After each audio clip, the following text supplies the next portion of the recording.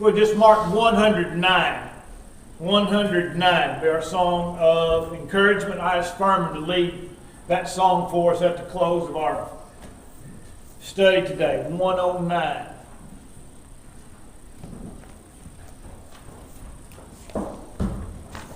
As is in the bulletin for today, the service tonight will depart from the usual live Q&A, and we'll present the budget and the program of work for the year 2024. This will include a review of the year of 2023, and then looking at the things that were accomplished, and then looking at the coming year to see the plans that have been made by the elders and deacons going forward. Now, I had intended to do this tonight, but because of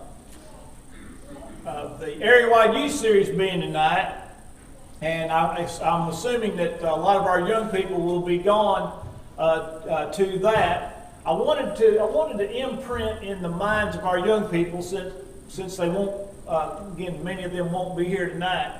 I want them to understand a few things before I get started with the primary portion of our study. The giving of the Burleson Church last year was about $30,000 higher than the previous year. And because of that, we were able to do a lot of things that were not in the budget. For example, support mission works and things of that nature. Another one of the things that we were able to do is that we were able to go ahead and set aside the money for CYC and for Lads to Leaders. And that money has already been taken out of what we call our working fund. It's been placed in the savings account, and all the funds that are necessary for CYC and for Lads to Leaders is already in place. And our budget will reflect the desire to do that each year. In other words, the money's in place, and so we'll give in 2024 for 2025. But I don't know how many young people know the cost and whatnot is involved in that. For example, the cabin that y'all stay in at CYC costs about $3,000. You get a cabin that sleeps about 24, 25 people, and the church provides the cost for that cabin. As also, the church generally provides money to buy food for the cabin to be cooked and consumed at the cabin. And I know in time past we'd even provided the money for the registration for everybody to go. So the cost for that is somewhere between $3,000 and $4,000, and that money has already been set aside for our young people for CYC in February. We figured it's going to cost about that much for Lads to Leaders to get everybody that wants to go to Nashville and provide the registration and whatnot, the rooms and those things that are associated therewith. And so about $8,000 has been set aside. Now here's what I want to do just for a minute. Just humor me, all right? If you do not have a child in the youth group that is going to participate in either CYC or Lads, if you do not have a child in that age group, I want you to stand up. If you do not have a child in that age group, I want you to stand up. Now, young people, I want you to look around in this auditorium. By and large, the money that has been provided for you for CYC and Lads to Leaders was provided by the people that you see standing up. In other words, the people that are standing up love you and they love your soul and they love your family enough to be generous with what God has given them and to share it and ensure the growth and development of our young people. You. I want you to understand, I want you to appreciate that. Your parents are not footing the bill for these things.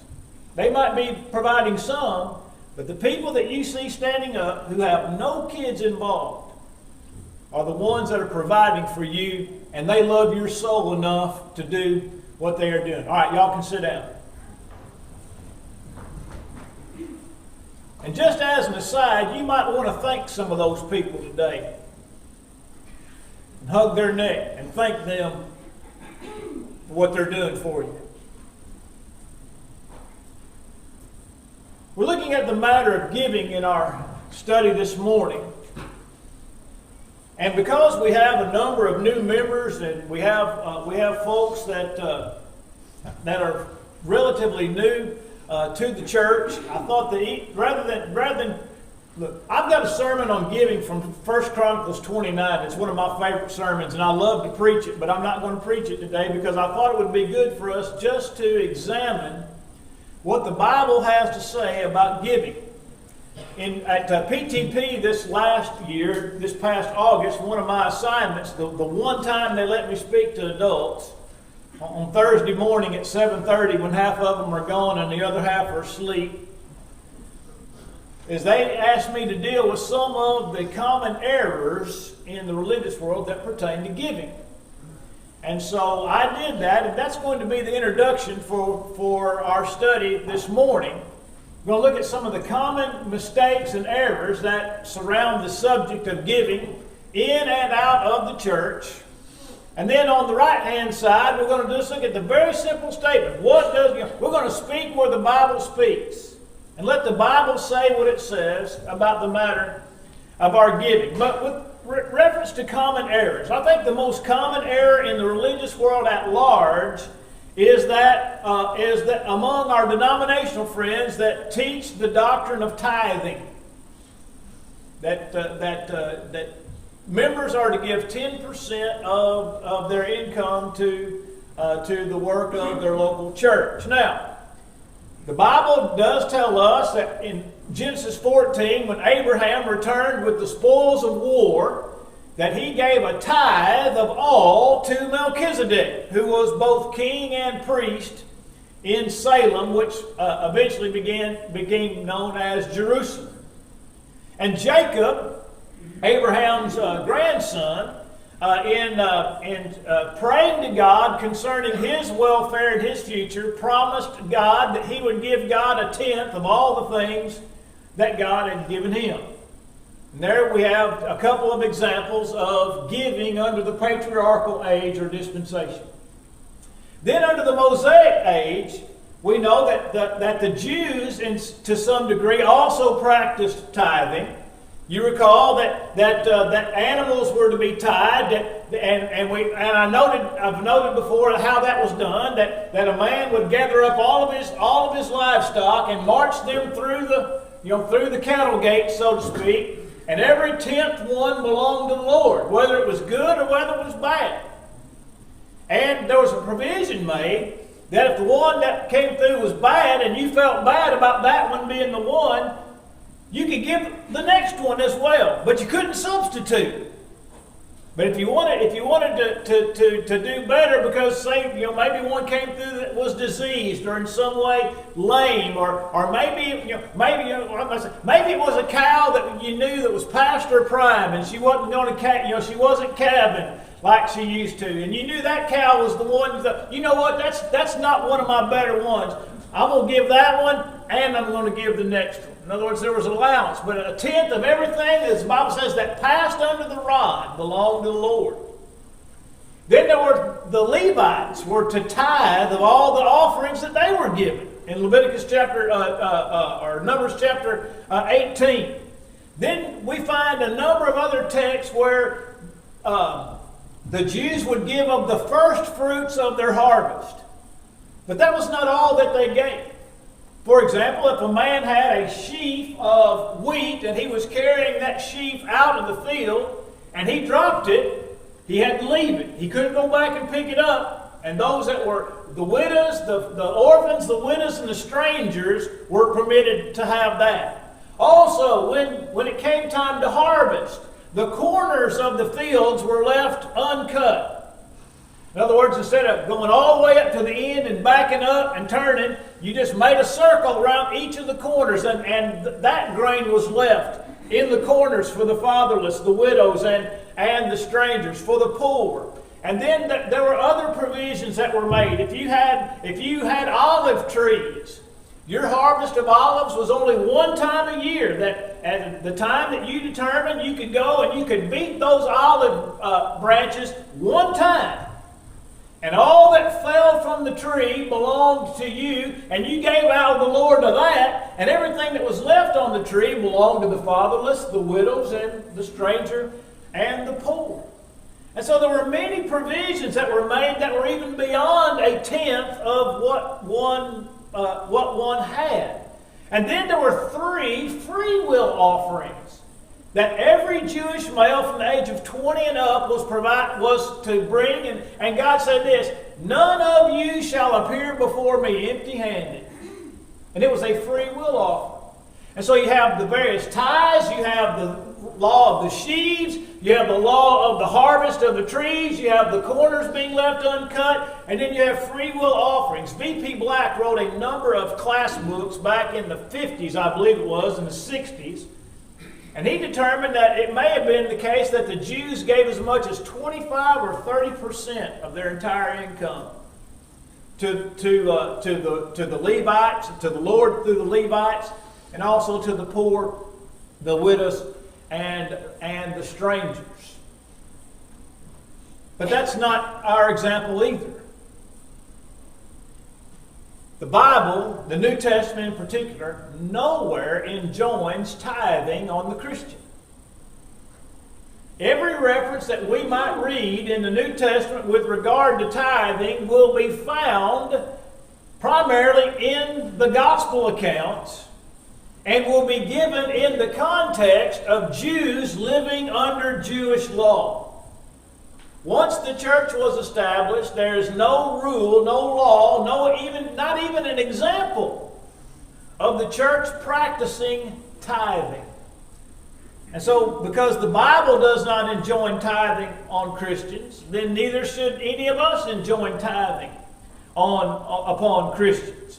That's probably the most common error with regard to giving, both in and out of the church. But then, just very quickly, I want to run just a very quick list, and it's right there in front of you, and I don't mean to insult your intelligence by reading this list, but we want to go through it and look at some of the common errors of brethren. And we've already studied in our Sunday morning class about Matthew 5 and verse 20, that says, "Unless your righteousness exceeds the righteousness of the scribes and Pharisees, you will by no means enter into the kingdom of heaven." And that verse is oftentimes used to show because the Pharisees and the scribes were meticulous tithers. You tithe mint and anise and cumin. Or the Pharisee in Luke 18, I tithe all, I give tithes of all that I possess. And so they were meticulous tithers. But that's not the righteousness that is under consideration in this verse.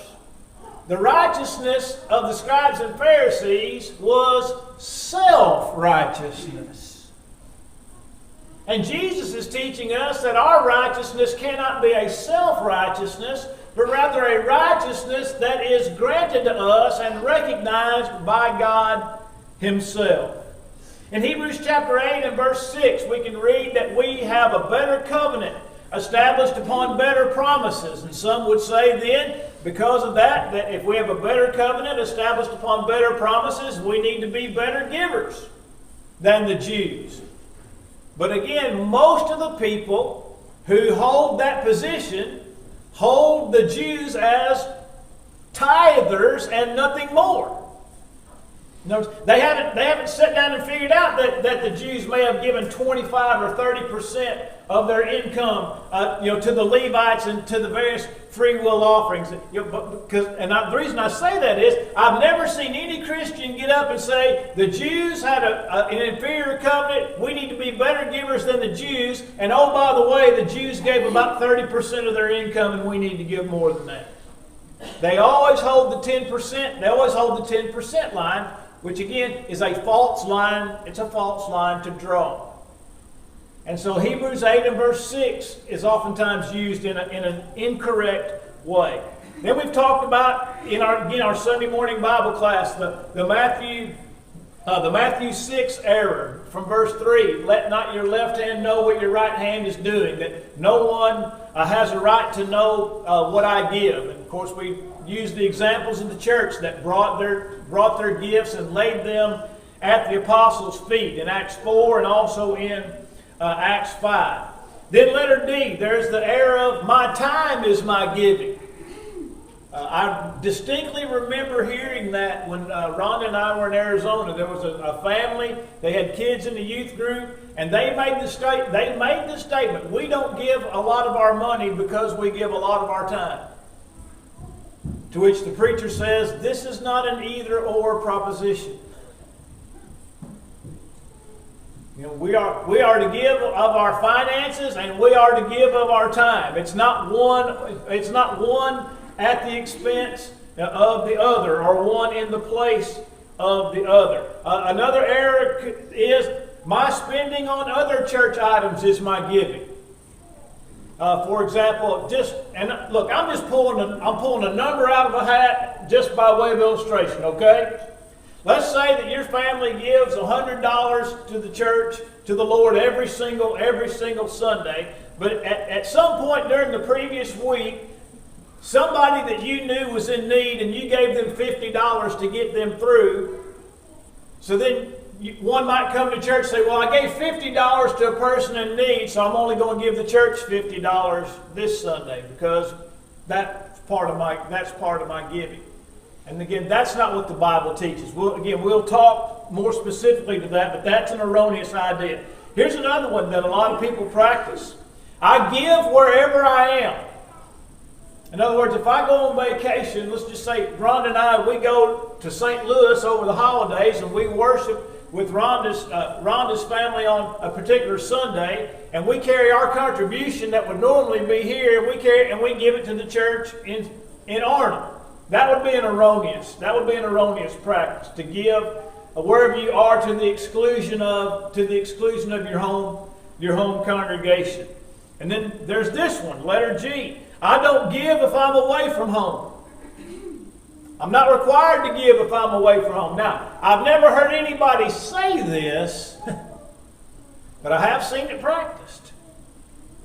You say, well, how do you know that it's practiced? I know that it's practiced when Christians go out of town on Sunday and they don't leave their contribution behind and they don't make it up when they get back. Just because you and your family are out of town doesn't mean that you're freed from your obligation to give to the work of the church at home. Yeah, nobody's ever said it, but I know a lot of Christians have practiced it by failing to make up their contribution, and we'll talk about that specifically going forward. And then letter H, the last one I'll use as my way of example, is giving of the leftovers. In other words, giving after all my bills are paid and I've done all that I want to do, then at the end of that, I'll give out of that. And I've had Christians tell me that.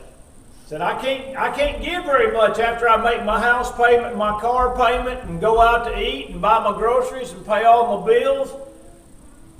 In other words, I don't have much left over. Now, look, I understand. In some cases, a person, now follow me here, okay? A person could come into the church laden with debt, right?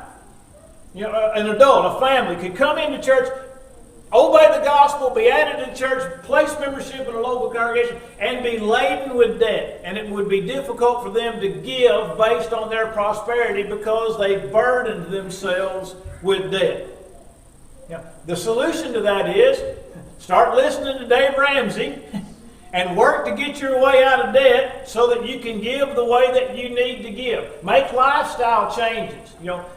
Get rid of, if you've got a boat and you got a big payment, get rid of that boat, and lose that payment.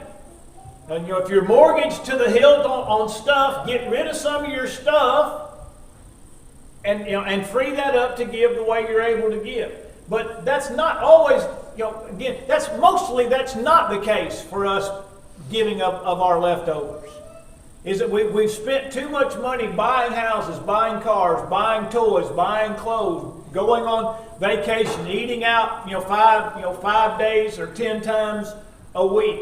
And there's very little left over. But that denies the principle of what is called first fruit giving. In Proverbs 3 and verse 9, the wise man said, "Honor the Lord with all of your substance and with the first fruits of all of your increase." There are 25 first fruit references in the Old Testament. Look, we don't go to the Old Testament for our authority. But the things that are written aforetime are written for our learning.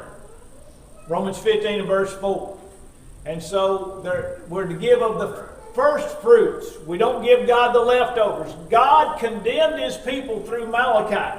In Malachi 1 and Malachi 3 because they gave less than their best. In fact, Malachi condemned the people because they were willing to give to God what they would not give to the king.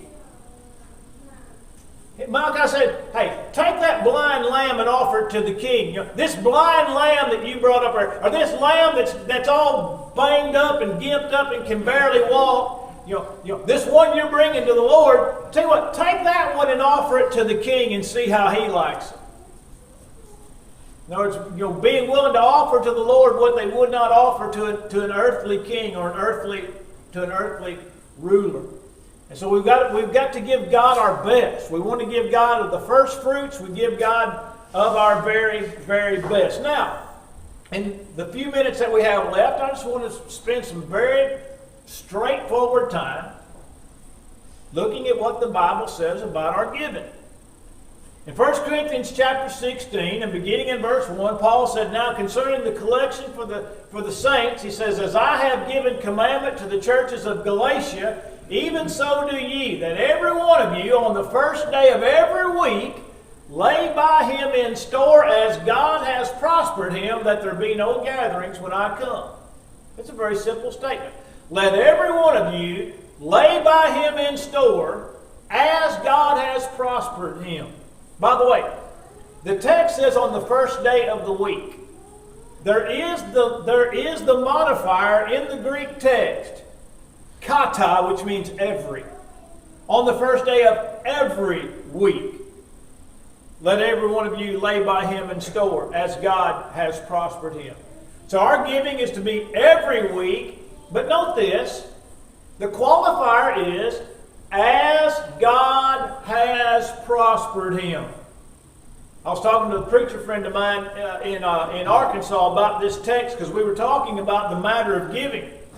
And there are some brethren who hold that whether or not you get paid every week, you got to give every week. I'm not among those that share that view. And I'll explain to you why. A man cannot give what he does not have, what is not in his possession. I'll just use Big Boy as an example here. Let's just say Big Boy does a $10,000 job on a vehicle. The motor, there's all kinds of parts to be replaced, and John has to pay for them, to get them. And then there's the labor, and there's all these things. And John's done $10,000 worth of work on some piece of equipment this week, and Sunday rolls around. Now John's owed $10,000, but how much money does he have in his pocket? Out of that $10,000, none.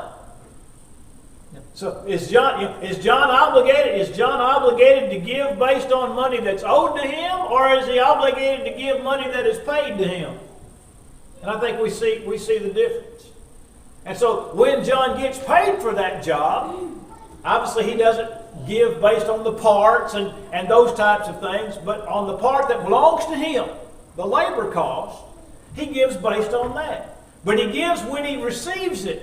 And so the qualifying phrase is, as God has prospered him.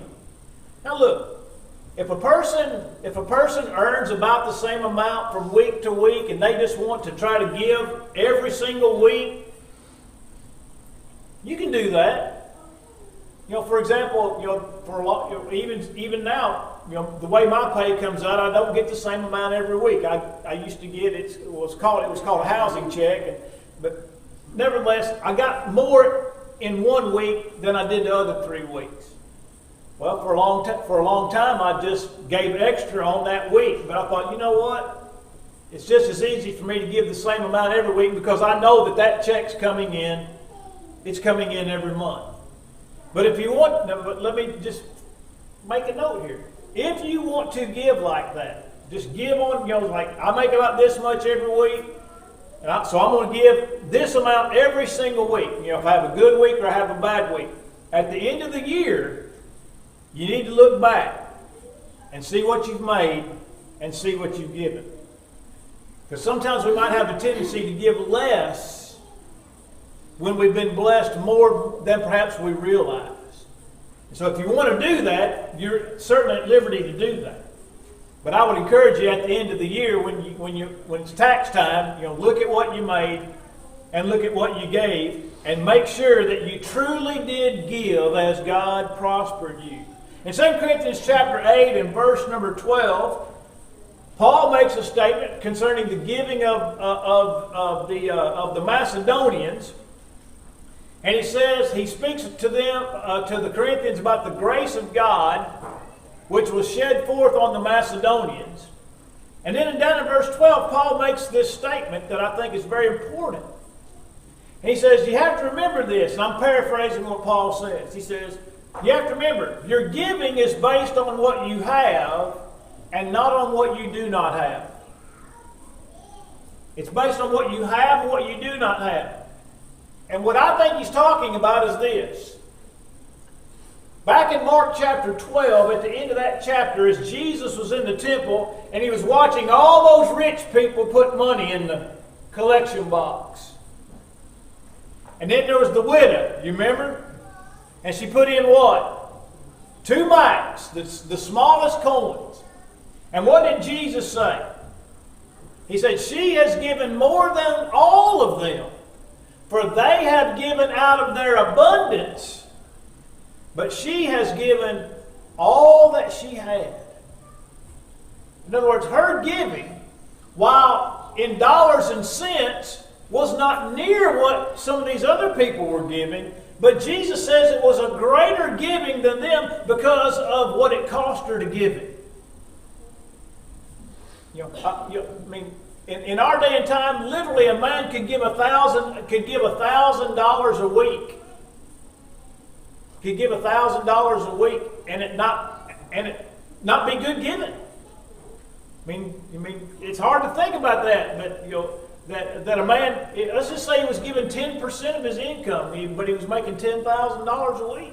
There's quite a few people, and even in our town, that make more money than that.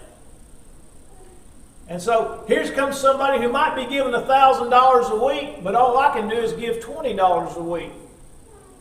I don't need to consider that my giving is not important because it's 20 and somebody else's is 1,000. Because I'm not to compare myself to somebody else. That's what Paul's saying. My giving's based on what I have and not on what I don't have. And we might even say that it's based on what I have and it's not compared to what somebody else has. I'll tell you this story again, just because it moved me so much. But a number of years ago, back when Mom and Freeman were still here and worshiping with us, and Mom served temporarily as the treasurer, I had preached on giving, and one of our widows had been writing a check for $5 every week. Listen, she didn't have much. All right, she didn't have much. And I preached on giving one Sunday as we were getting ready to do the budget, and the next Sunday her check was $6. Now let me ask you something. How much of a difference did that $1 make in the overall scheme of our budget each week or through the year? 52. Not very much, right?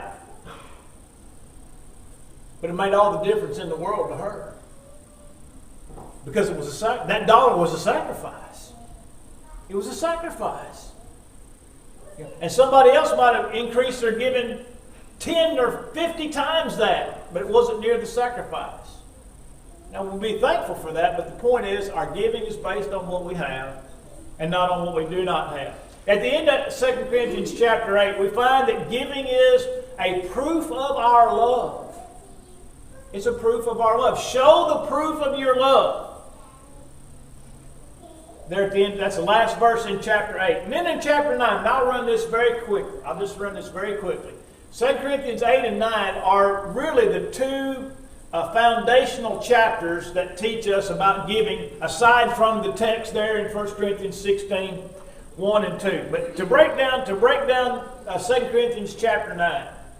In verses 1 through 5, we see that we are to give with goals in mind. Give with goals in mind. What kind of goals do we have? Well, that's kind of what we're going to set forth tonight in our budget review. We're going to show you what we want to do as a congregation. We want to show you the mission works that are being undertaken. We want to show you the benevolent work that's being undertaken. And so we want to show you, it's not just that you're giving to the, putting money in the plate or you're giving the money to the elders. We want you to understand what we're doing. And by the way, pretty much every month, there's a financial statement on the bulletin board. Everybody can know how much comes in and how much goes out every single month. In other words, we try to be as transparent as we possibly can with the way that the elders handle the funds, and it's always been that way in the 28 years I've been here. It's always been that way. We account for every single penny, every single month. There's not some giant savings account that this church has that nobody knows about that's got $100,000, $200,000, $300,000 in it. And I can tell you right now, there are congregations smaller than this one in our area that have savings accounts that have $100,000, $200,000, $300,000, $400,000 in them. We are not a bank. We are not in the banking business. All the elders here, we're not going to go to judgment and try to explain to the Lord why we were sitting on $200,000. That's not our money. It's the Lord's money, and it needs to go to His work. All right? Every penny is accounted for. All right? So we want to give and look, we believe that people will be good givers when they know what they're giving to and see the good that's being done. We give with goals in mind. Secondly, letter B, our giving is a good word. The word eulogios is there. He that soweth bountifully shall reap also bountifully. That's the word eulogios, from which we get our word eulogy. And we know that a eulogy is a what? Speaking a good word, right? Of course, we use it always in the context of a funeral, but the eulogy is a good word given over the deceased. And our giving is a good word. We need to give as our giving needs to be an expression of a good word toward the Lord. And then letter C, giving with glee. God loves a cheerful giver. Not grudgingly nor of necessity. God loves a cheerful giver. The word there is hilarion, which eventually came to be in English hilarious. Now that doesn't mean that our giving is hilarious. I'm just telling you the etymology of the word. But it means to be cheerful. Something that's hilarious makes us happy. It brings us joy. And our giving should bring us joy. You think about it. You say, well, how can your giving bring us joy? Well, just think about what it's like, the joy you feel when your grandkids or your kids or some young person opens a present that you gave them on Christmas. Now you spent money on that gift, and when you see that gift opened, then it brings you joy. And so our giving should bring us joy because it's a gift to the Lord, and we understand what goes on with it. And then verses 8 through 10, we understand in our giving that God is able. 3 things God is able to do. Number 1, He can make all grace abound toward us. Number 2, God can make every need be supplied. Matthew 6:25. Don't worry about what you're going to eat, what you're going to drink, what you're going to wear. Philippians 4:19, Paul said of the Philippians, they were good givers. He said, and God will supply all your needs. And then to multiply the seed. God is able to, He who gives seed to the sower. Why does a man sow seed? Well, first of all, he sows seed so that he can eat, right? He can harvest and eat. But what else does he have to do? He's got to save seed for next year, right? And that's kind of about the way we need to look at our giving, that we're giving in order that others can be benefited, but at the same time, we're giving in order that we can give more in the future. Here's how I like to describe it. Our giving, according to Luke 6:38, says, give and it shall be given to you, good measure, shaken and pressed down, shall men give into your bosom. In other words, our giving to the Lord is not like buying a bag of chips. You go to Walmart, you go to the grocery store, and you buy that big bag of chips, right?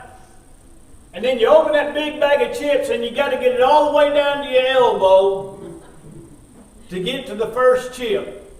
Yeah. And then on the side of the bag it says, some settling of contents may have occurred. Right? Look, there's only one chip where you can buy where you always get your money's worth. What is it? Pringles, that's right.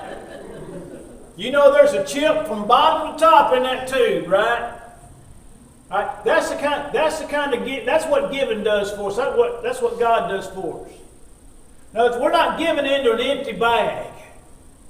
God's going to fill that bag up. It's going to be good measure, shaken and pressed down. In other words, God's going to cram as much into that bag as can possibly get in there. And it doesn't mean that if you give, He's going to grow your bank account. It means that when you give, God's going to make sure you're provided for. He'll provide for you in many ways. He might provide for you through your job. He might provide for you through your friends. He might provide for you through your family. He may provide for you through your church, your local church family. But the point of the matter is that God will provide, and our giving should reflect our faith that God will provide. And then lastly, this is that when we give, glory is given.